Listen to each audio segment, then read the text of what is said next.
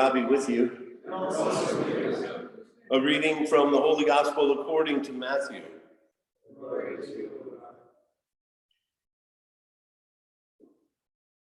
Jesus said to his disciples, "You are the salt of the earth. But what if salt were to lose its flavor? How could you restore it? It would be fit for nothing but to be thrown out and trampled underfoot. You are the light of the world. You do not build a city on a hill, then try to hide it, do you? You do not light a lamp and then put it under a bushel basket, do you? No, you set it on a stand where it gives light to all in the house. In the same way, your light must shine before others so that they may see your good acts and give praise to your Abba God in heaven." The good news of salvation.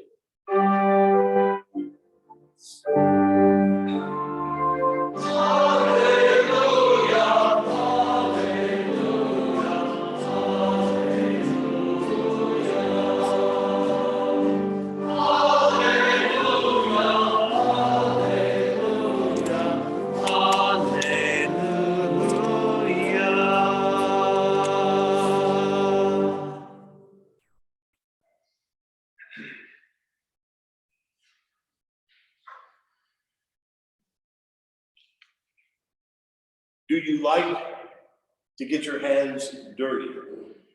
That's the question I have for you this evening. Do you like to get your hands dirty? You know, real dirty, like changing the oil in a car, right? Where you get real, I've never done it, so I don't have that experience, but the guys who change the oil in my car, when they give me that receipt back, their hands are filthy, they're dirty. Changing the oil in the car is a real thing. You get really dirty doing that. It's not going to surprise you at all to know that I don't like to get my hands dirty. In fact, my family continues to tease me to this day, when are you going to get a job? A real job. Because my siblings all have real jobs. They get their hands dirty. A couple of construction workers, a firefighter, a dock loader, you know, the guy who works on the docks, loading up trucks. They're used to getting their hands dirty. They keep teasing me to this day, when am I going to get a real job? When we were younger and my one brother was selling his house, it needed a new roof. So it was all hands on deck. Everyone shows up to put the new roof on the house. I, of course, show up in August, Midwest, summer. I've got a button collar down shirt. I got my khakis on. I got penny loafers. Those were popular back in the day. I got my penny loafers on to help change the roof of the house, or to put on the roof of the house. To this day, my one brother teases me. Everyone else came ready to do the roof, and you came in penny loafers and khaki pants and a collared shirt, ready to change it. I thought I was dressed appropriately. I thought it was just fine. Little did I know, changing the roof is really, really dirty work. Do you like to get your hands dirty? That's sort of the question that came to mind when I was thinking about the scriptures, in particular, the passage in the gospel where Jesus says, "You are the salt of the earth." You are the salt of the earth. Now, you know I like using humor a lot of times in my message and my homily. So I looked all week long. I could only think of one joke that involves salt. And I hesitate to share it with you, but I'm going to. What do you get when the salt shaker says, "Well, hello, Mr. Pepper," and the pepper shaker says, "Well, hi, Mr. Salt"? You get season's greetings. Right? I know. You can thank Chris for that. I gave it to him earlier today, and he said, "Yeah, I think that's cute. Go for it. Do that one." And I also noticed, I think Father John's homily is up there from this morning. I probably should have read that earlier. He might have had some good humor in it.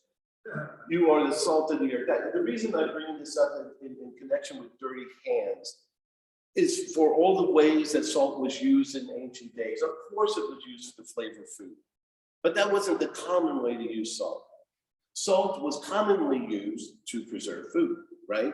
You'd have to mix it into the meat, really rub it in and get it all saturated, hang the meat up to dry and cure the meat that way, and it would preserve the meat.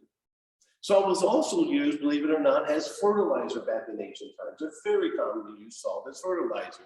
You mix it into the soil. You can't clump it all together in one little spot. You had to mix it up, mix it into the soil, spread it out, and it actually activates the nutrients of the soil to make the soil better for crops to grow. It was also used as an accelerator to help in clay ovens. In fact, the word clay and earth are the same in the gospel, so a lot of scholars say that's what Jesus is referring to. You are the salt of the clay, the salt of the earth, the clay ovens. For salt to use as an accelerator, basically back in the day, ancient times, they used manure to heat their ovens. You would take the manure, dry it out in little briquettes, like we use charcoal today. But if you mix salt into that manure, it burned a lot more efficiently, a lot quicker, but it had to be mixed in. It had to really be mixed into the manure, otherwise it wasn't going to have any effect at all. So when Jesus is saying, you are the salt of the earth, I think he's trying to invite us to be mixed into the lives of the people we live with, to be mixed into the soil of people's brokenness and people's hurts and people's grief, to really get involved and commit our lives in service to one another and to service of the people we live with in our communities, in our buildings, at our workplace, to really be mixed up into. And that means we got to get our hands dirty. There's no way around it. In order to be the salt of the earth, you have to be willing to get your hands dirty and get mixed up into the brokenness, into the grief, into the troubles of people's world, and get mixed into the real life situations that people are in. We can't be clumped together. We can't be clumped together here in this space. We have to be there, getting mixed up into the lives of the everyday life of people. That's what I think the challenge is for us. The end of last year, in the fall of last year, I reached out to a food pantry in the Upper East Side that also does a meal to the homeless once a week on Saturdays. Reach out to them, a couple of emails back and forth, and I started volunteering there on Saturdays, not every Saturday, but one Saturday a month, to work with that group of people to serve a meal to the homeless out there. And it came for me out of the need to want to be involved, to want to give back to the community, to want to be of service to the community. And I just stumbled across that and took that, and I've been doing, it's not a big commitment, 3 or 4 hours on Saturday, but trust me, I get my hands dirty, really dirty, lots and lots of dishes to wash at this place in order to prepare food and serve it to the homeless in that community, in the Upper East Side. There's so many ways that you and I can get our hands dirty and get involved in the people's lives. And I think that's what the gospel is really inviting us and calling us to do. And if we can say that about ourselves, right, individually, we can also say it about us as a community, which is why I think what Tom presented to the community to participate yesterday with the winter picnic was a great opportunity, right, in Harlem, for us as a community to get involved in the brokenness of people's lives and to give back to the community at large. And I encourage all of us to look for opportunities and ways that we can do that. This part of this gospel is situated in the Sermon on the Mount. We've been listening to the Sermon on the Mount in the past few weeks, and will be for the few weeks ahead. In the Sermon on the Mount, in Jesus' Sermon on the Mount, is his most famous speech, right? And salt of the earth, and light of the world, that's part of that. But nowhere in the Sermon on the Mount is Jesus telling us what we have to believe. Jesus is not dictating a bunch of theology. Everywhere in the Sermon on the Mount is how you and I are to live our lives, how you and I are to behave in this world, how you and I are to be the light of the world. And that's the same thing that was echoed in the scriptures today. Paul, in the second reading that we heard, Paul says to the community, I didn't come here to speak eloquent words to you and philosophical thoughts, but I came here to demonstrate the power of the Holy Spirit in your midst, to demonstrate, to put it into action. Isaiah does the exact same thing. He says, clothe those who, in the first reading, clothe those who are naked. Serve those who are without food. Feed those who are hungry. Shelter the homeless. Again, doing action. Be involved. Get your hands dirty and not clump together, but be out in the community, serving and being a demonstration and to be the light of the world. I want to leave you with a quote. It comes from a preacher, a pastor, Robin Meier. I don't expect you to know him, but he wrote a book some time ago, Saving God from Religion, a minister's search for faith in a skeptical age.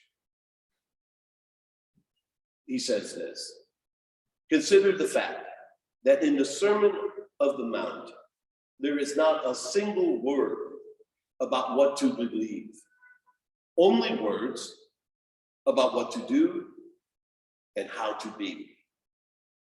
By the time the Nicene Creed is written, only 3 centuries later, there is not a single word in it about what to do and how to be, only words about what to believe. Another way of saying, you are the salt of the earth. We are called to get our hands dirty, to do and to demonstrate God's love in our lives with the people we meet.